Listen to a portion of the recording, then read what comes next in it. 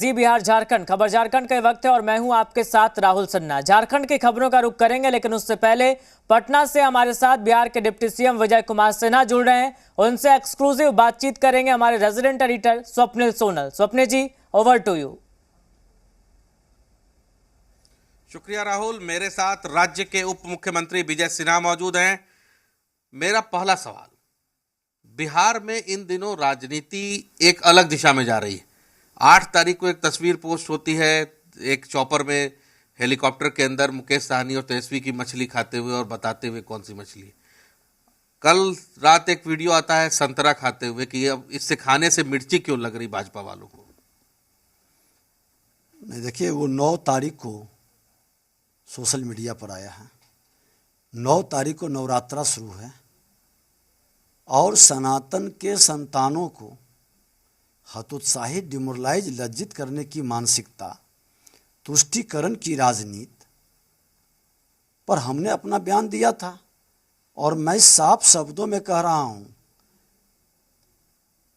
कि गरीबों का मसीहा, गरीबों का बेटा, ये कहने वाले जो लोग हैं, गरीबों के हित में काम करने वाले लोग, सड़क मार्ग से चलने में इन्हें लज्जा आती है। चौपर से, चार्टर्ड विमान पर बर्थडे मनाने से, चार्टर्ड विमान से बर्थडे में सम्मिलित होने से इनको गर्व महसूस होता है।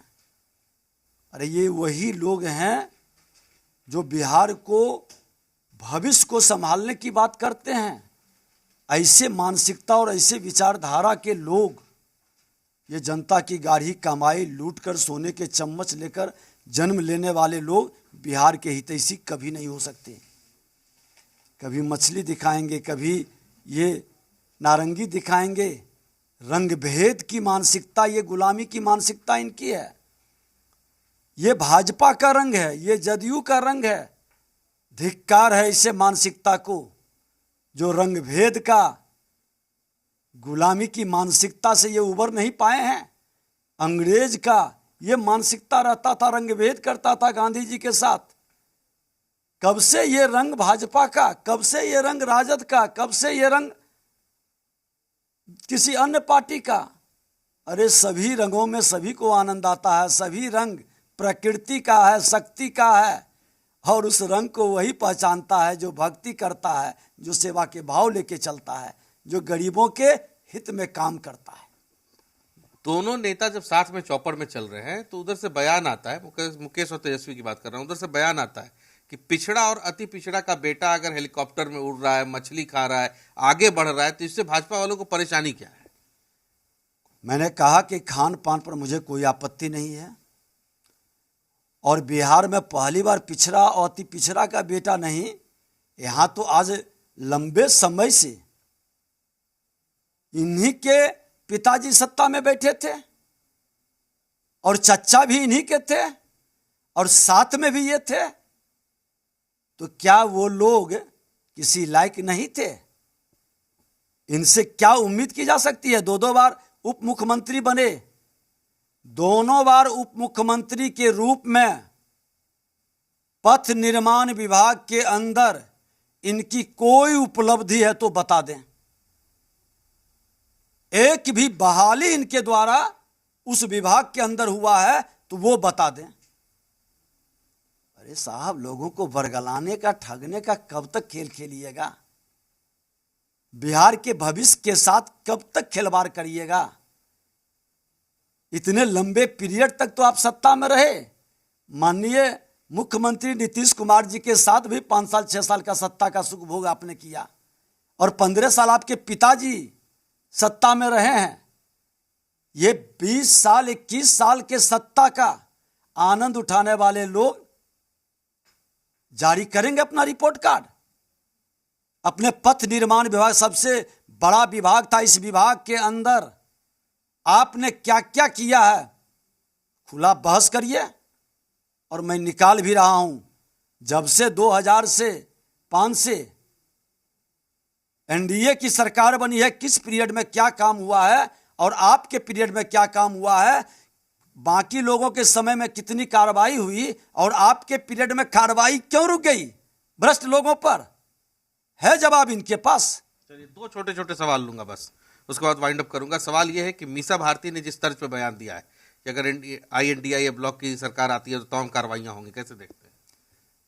देखिए, मीसा भारती जी फ्रस्ट्रेशन में है, घबराहट में है। पिताजी ने अकुत संपत्ति गरीबों के राशि को लूट करके इनके जिम्मे किया। गरीबों की गाढ़ी कमाई को उन्होंने जिस तरह से लूट करके अपने बाल बच्चों को अकुत संपत्ति का मालिक बना दिया, घबराहट में है कि अगर बीजेपी आया तो हम लोग को बख्शेगा नहीं, तो उसके चलते बयान है और बीजेपी के लोग को जेल में भेजेंगे। किस कारनामे पर? अरे प्रतिपक्ष में रह करके आप अपनी भूमिका तो निभाइए, कोई भ्रष्टाचार का आरोप साबित करिए बीजेपी पर। बीजेपी के मंत्रियों पर 10 साल सत्ता में रहे, कोई भ्रष्टाचार का आरोप नहीं लगा। देश के प्रधानमंत्री नरेंद्र मोदी जी का और भ्रष्टाचार मुक्त भारत जो लोकनायक जयप्रकाश नारायण का सपना था, वो देश के प्रधानमंत्री नरेंद्र मोदी जी ने संकल्प लिया है। और उसी में ये लोग जो चपरासी क्वार्टर में रहने वाले थे, आज महलों के राजा, फार्म हाउस, मॉल, क्या है तमाशा? कहां से आई संपत्ति? कौन सा इंडस्ट्रीज आपके पास था? कौन सा बिजनेस व्यापार था? ये तो जानना चाहता है। और सिर्फ आप जात की राजनीति करते हैं और अपने जात के अच्छे लोगों को, आज माननीय रामकृपाल यादव जी जैसे लोगों को बाहर इसलिए कर दिया कि वहां चुनाव श्रीमान लालू प्रसाद यादव की बेटी मीसा भारती लड़ेगी। परिवारवाद का चरमोत्कर्ष, ये वातावरण बिहार को कहीं ना कहीं लोकतंत्र को कमजोर और लज्जित कर रहा। मेरा एक आखिरी सवाल है, इसके बाद राहुल वाइंड अप करूंगा। मेरा एक आखिरी सवाल है, खनन विभाग में भी आपने कुछ निर्देश दिया है चालानों को लेकर के, चालान किस ढंग से बनेंगे और उसमें क्या कमिटमेंट है? देखिए, खनन विभाग के पदाधिकारियों ने, जो हमने समीक्षा के क्रम में, चुनाव से पहले ही समीक्षा हुई थी, और हमने कहा कि जो डुप्लीकेट चालान, अवैध खनन और जो बंदोबस्ती जिसके साथ हुआ है, जिलाधिकारी उसके हेड होते हैं, और उसमें जो गड़बड़ी कर करके अगल बगल भी कर करके खनन कर रहे, CCTV कैमरा का उपयोग नहीं कर रहे, पदाधिकारी जांच नहीं कर रहे, और थाना प्रभारी जिस तरह से वो कमाई का जरिया बना लिया है, ऐसे सभी बिंदुओं पर, और खास करके चुनाव के पीरियड में ये अवैध खनन से जो पैसा कमाता है, आपराधिक वातावरण बनाने में और चुनाव को प्रभावित करने में ये लोग भी एक बड़ी भूमिका निभाता है। तो ऐसे मानसिकता पर अंकुश लगे, दबिश लगे, और खनन विभाग के अंदर, क्योंकि आज अधिकतर अपराध का कारण ये बालू और दारू बन गया, और बालू के मामले में हमने कहा कि ये माफिया का राज नहीं चलेगा, मेरी करनी और कथनी एक रहता है, और ये कथनी जमीन पर उतरेगी चुनाव के बाद पूरी तरह से तैयारी कर करके, ताकि लोग को आभास हो जाए कि खनन विभाग के अंदर जो 1000 राउंड गोली चलता है और लाशें गिर जाती है, वो वातावरण नहीं बने। ईमानदारी के साथ गवर्नमेंट के नियम और व्यवस्था के तहत काम करेगा, उसको हम निश्चित तौर पर सम्मान देंगे। लेकिन जो नियम विरुद्ध काम करेगा, चाहे वो पदाधिकारी हो, थाना प्रभारी हो, और जो पदाधिकारी और थाना प्रभारी जिस क्षेत्र का आता है, अकुत संपत्ति कमाया है, तो ऐसे लोगों को भी हम लोग लिस्टिंग करके विभाग के माध्यम से कहे हैं।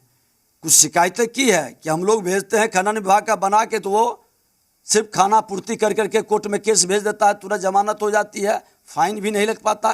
तो कई खामियां भी उजागर हुई है, और ये खनन विभाग किसके जिम्मे था सब जानता है। कौन लोग थे इसके मंत्री, जवाब तो देना पड़ेगा। शुक्रिया हमसे बात करने के लिए। राज्य के उप मुख्यमंत्री थे जिन्होंने कई विषयों पे राहुल हम लोगों से चर्चा की है, मीसा भारती से लेकर के जो मछली पॉलिटिक्स, संतरा पॉलिटिक्स, ऑरेंज पॉलिटिक्स चल रहा था, तमाम विषयों पे चर्चा की है। Over to you Rahul. Swapnil ji शुक्रिया। विजय सिन्हा का भी कई मुद्दों पर बातचीत के लिए। तो तेजस्वी यादव के मछली और संतरा वाले पोस्ट पर प्रतिक्रिया दी, विजय सिन्हा ने मीसा भारती के बयान पर प्रतिक्रिया दी, तमाम मुद्दों पर अपनी बातों को उन्होंने रखा।